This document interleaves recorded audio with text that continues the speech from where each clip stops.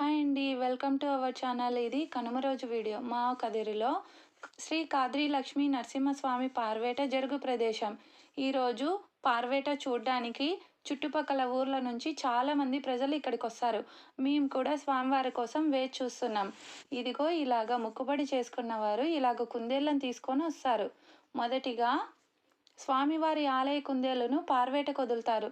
తర్వాత మొక్కుబడి చేసుకున్న వారివి వదులుతారు. స్వామివారు కదిరికొండ నుంచి మేళతాళాలతో వచ్చేశారు. పార్వేట ఉదయం నుంచే శ్రీవారి నిత్య పూజల నివేదనలు ముగించుకొని ఆలయం నుంచి స్వామివారు కదిరికొండకు చేరుకుంటారు. అక్కడి నుంచి పాల ఆరగింపు మండపంనకు చేరి పాలు పొంగులు నివేదిస్తారు. తర్వాత పార్వేట జరుపుతారు. పూర్వము పార్వేటకు పులిపిల్లలను వదిలేవారంట. కాలక్రమేణా కుందేలను వదులుతున్నారు. చాలామంది కాద్రి వృక్షాలు ఏర్పడినందువలన కాద్రి అనే పేరు వచ్చింది అని అంటారు. కానీ కా అనగా విష్ణుపాదము, అద్రి అనగా పర్వతం అని అర్థం.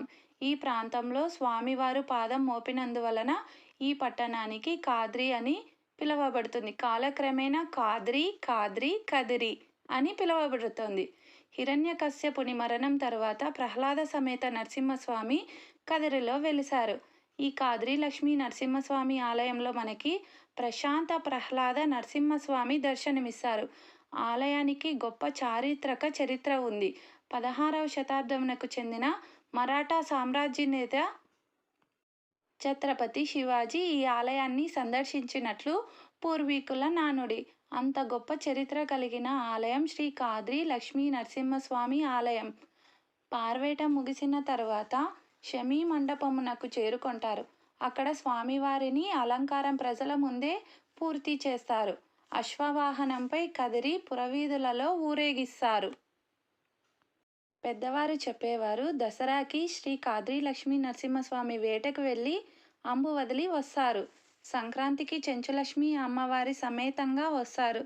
తర్వాత తేరు సమయంలో అమ్మవారిని వివాహం ఆడుతారు. అప్పుడే బ్రహ్మోత్సవాలు, రథోత్సవాలు ఘనంగా జరుగుతాయి. ప్రపంచంలో ఎక్కడా లేని విధంగా శ్రీ కాద్రి లక్ష్మీ నరసింహస్వామి రథోత్సవం జరుగుతుంది.